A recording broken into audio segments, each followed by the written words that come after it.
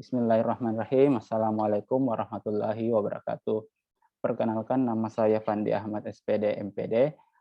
Saya asesor Ban SM Kota Makassar. Ini merupakan tugas simulasi wawancara. Adapun butir yang saya ambil yaitu butir 15, yaitu siswa berpartisipasi aktif dalam belajar dan suasana pembelajaran di kelas menyenangkan. Oke, untuk video selanjutnya saya akan berperan sebagai asesor dan rekan saya Pak Nuhung sebagai guru yang ada di SMP Negeri 2 Lapariaja.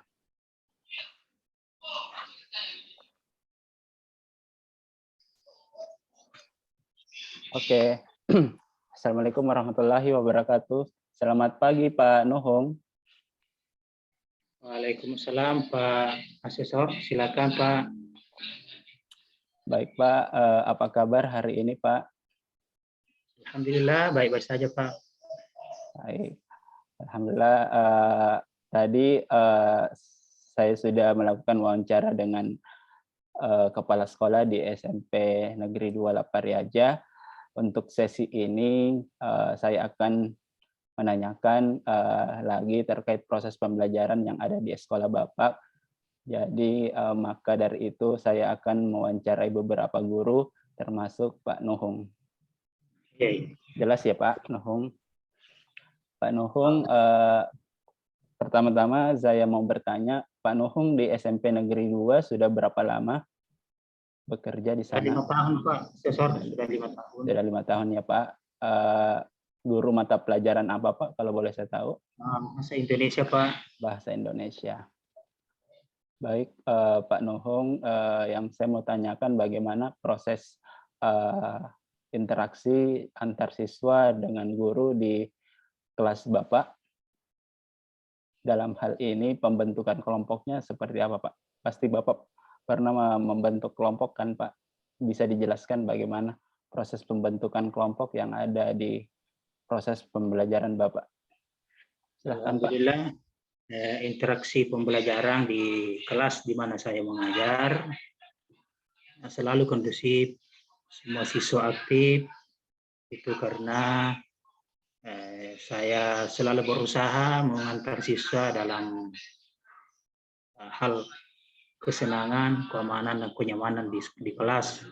Sehingga setiap saya mengajar, kelas-kelas sudah tersedia kelompok-kelompok belajarnya, tergantung dari inisiatif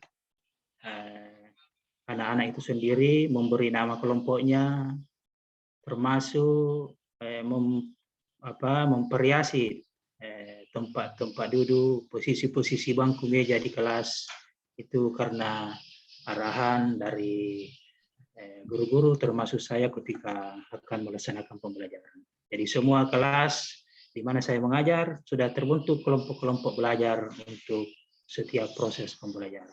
Jadi pembentukan kelompoknya atas inisiatif siswanya Pak, atau Bapak memang telah menentukan sebelumnya? Kalau dari penjelasan Bapak tadi, siswa yang menentukan sendiri ya Pak? Ini lahir dari petunjuk dari saya sebagai guru, tetapi nama kelompok dan posisi-posisi kelompoknya itu tergantung dari ketenangan anak-anak di kelas masing-masing. Waktu Bapak membentuk kelompok itu berdasarkan apa Pak? Apakah ada memang pembagian siswa dari segi gender atau apa? Ya Pak? Nah, yang saya lakukan selama ini ketika membentuk kelompok dengan sistem campuran heterogen. Jadi saya tidak mengelompokkan si A sampai nomor 10 pintar semua, tapi ya, betul, Pak. Saya acak. Heterogen lah Pak begitu. Heterogen ya Pak. Sepengamatan Bapak, bagaimana diskusi antar siswa yang Bapak amati selama proses pembelajaran? Apakah berjalan dengan baik atau seperti apa Pak? Ada cuma kelompok-kelompok tertentu yang aktif, yang lain pasif, atau seperti apa Pak? Jadi setiap diskusi di kelas yang saya pantau ketika saya mengajar itu semua kelompok aktif, apalagi di setiap lembaran kerja siswa itu saya memang cantumkan petunjuk bagaimana berkelompok dengan baik sesuai dengan materi-materi yang mau dibahas bersama. Jadi semua anak aktif, namun ketika kelompok-kelompok itu mempresentasikan hasilnya, kadang hanya monoton yang ketua-ketua kelompok saja yang disuruh. Itu yang saya mau ubah ke depan supaya seluruh siswa bisa tampil di depan untuk bersuara, memberikan masukan-masukan, jawaban-jawaban. Begitu, Pak. Baik, Pak. Terima kasih atas jawabannya. Saya ke pertanyaan selanjutnya. Bagaimana suasana pembelajaran di kelas Bapak? Apakah menurut Bapak menarik sehingga antusias belajar siswa tinggi?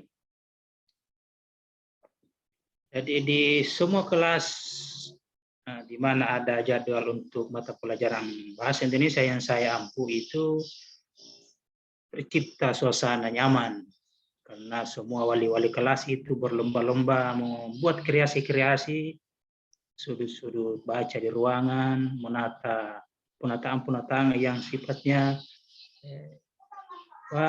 mengarahkan siswa untuk senantiasa dalam suasana sejuk. Ya, apalagi saya sebagai wali kelas di salah satu kelas berlomba secara baik dengan teman-teman guru-guru lain sebagai wali kelas untuk menciptakan suasana kelas yang sangat diminati anak-anak. Oke, Pak. Suasana kelas ini tidak terlepas dari penggunaan strategi ya, Pak. Strategi mengajar, model, atau metode. Mungkin ada strategi atau model andalan Bapak yang Bapak gunakan dalam proses pembelajaran di kelas. Bisa disebutkan, Pak, model pembelajaran Jadi atau dalam strategi? ini ada dua metode yang saya gunakan. Metode saya sebagai wali kelas adalah menciptakan suasana kelas di mana saya bertugas sebagai penanggung jawab penuh, bagaimana mengarahkan anak-anak untuk saling berinovasi, membuat hiasan-hiasan, memperkaya literasi-literasi dan numerasi dalam rangka mengindahkan, menciptakan suasana ruangan yang indah. Kemudian di sisi lain, khusus dalam proses pembelajaran, saya senantiasa memang melaksanakan langkah-langkah pembelajaran sesuai apa yang saya susun sebelumnya, rancang sebelumnya, dengan sistem mengetikkan siswa supaya motivasi siswa untuk pembelajaran tetap tertuju pada apa yang saya akan sampaikan, baik itu secara individu maupun kelompok-kelompok yang sudah terbentuk sebelumnya. Baik, Pak. Terima kasih. Jadi selain tadi strategi model, pasti Bapak pernah menggunakan media atau sumber belajar yang lainnya untuk mendukung pencapaian tujuan pembelajaran. Mungkin bisa diceritakan pengalaman Bapak menggunakan media atau sumber belajar.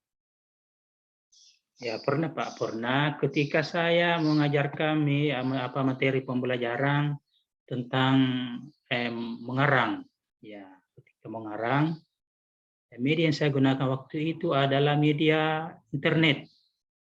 Jadi saya tuntun anak-anak untuk menelusuri di internet. Saya tugaskan setiap kelompok mencari satu bacaan yang kaitannya dengan tema yang kita ajarkan hari ini, kita pelajari hari ini.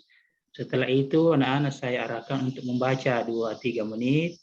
Kemudian setelah anak-anak membaca, saya buatkan satu tugas dalam bentuk lembar kerja, menyusun karangan sesuai dengan tema yang anak-anak baca. Jadi saya tidak membatasi anak-anak tema apa, yang jelas apa yang anak-anakku baca tadi, sekarang buat karangan sesuai dengan bacaan atau tema yang Anda baca. Yang jelas anak-anak tadi ketika membaca di internet itu banyak tema-tema, banyak bahan-bahan yang berbeda-beda dari setiap kelompok.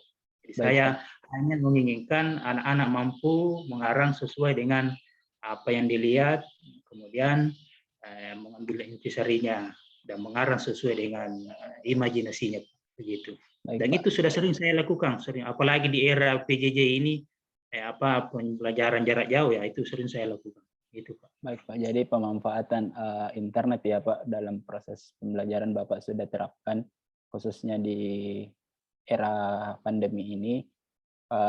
Selanjutnya saya mau tanya bagaimana cara Bapak mengaitkan materi pembelajaran dengan konteks kehidupan yang siswa, Pak? Bagaimana Di saya caranya? itu orang-orang teman-teman guru bilang guru kreatif namanya bagi orang-orang lain, tapi saya tidak. Kenapa beliau mengatakan? Karena saya seringkali katanya memberikan pembelajaran siswa bukan karena bukan hanya berpedoman pada buku, tetapi saya seringkali mengajak siswa untuk melihat secara nyata apa yang dia pelajari, baik itunya kenyataan di sekitar maupun kenyataan di dunia lewat dunia maya. Jadi saya tidak menganggap bahwa anak-anak sekarang coba kita belajar, kita sekarang akan belajar mencipta puisi, maka saya ajak anak-anak keluar di sekeliling kelas. Nah, contohnya pernah saya ajarkan anak-anak saya bawa ke tempat duduk di bawah pohon mangga. Nah, setelah itu saya tuntun untuk menyusun puisi dengan situasi apa yang anak-anak rasakan saat itu. Itu katanya, oh sangat kreatif katanya Bapak ini mengajar. Ya, gitu Pak. Jadi saya tidak bilang anak-anak buat puisi tema ini, tapi anak-anak mau buat puisi dengan apa yang dirasakan waktu itu. Begitu Pak. Terima kasih banyak Pak. Sangat inspiratif sekali ya Pak. Oke Pak, yang poin yang terakhir, bagaimana Bapak mengetahui tujuan pembelajaran apakah sudah tercapai? Apakah Jadi Bapak setiap melakukan pembelajaran, refleksi? Maaf Pak, apakah Bapak melakukan refleksi? Kalau Bapak melakukan refleksi, kapan Pak? jadi setiap pembelajaran itu Pak, pasti saya mengukur apakah anak-anak berhasil mengetahui tujuan pembelajaran ini. Kemudian tujuan ini saya ukur melalui ujian-ujian yang saya berikan, soal-soal yang saya berikan, baik itu tertulis maupun pengukuran secara keterampilan. Ya, kemudian setiap saat, setiap saya memeriksa pekerjaan anak-anak, saya selalu memberikan dorongan-dorongan, motivasi-motivasi, dan memberikan perbaikan-perbaikan dalam segala hal setiap yang saya berikan. Apalagi setiap akhir pembelajaran yang saya akan laksanakan itu selalu memberikan kesimpulan-kesimpulan materi yang dipelajari supaya ada bekal anak-anak untuk dipelajari kembali di rumah. Baik, jadi refleksi itu kesimpulan-kesimpulan dan penguatan setiap kali Pak, setiap kali saya lakukan dan itu tercatat di buku rencana pelaksanaan pembelajaran yang ada saya. di RPP ya Pak. Baik Pak. Terima kasih Pak. Yang terakhir, paling terakhir ini Pak.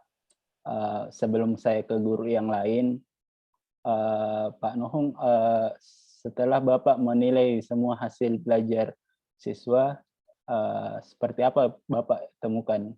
Apakah memang masih banyak siswa yang belum tuntas atau seperti apa Pak?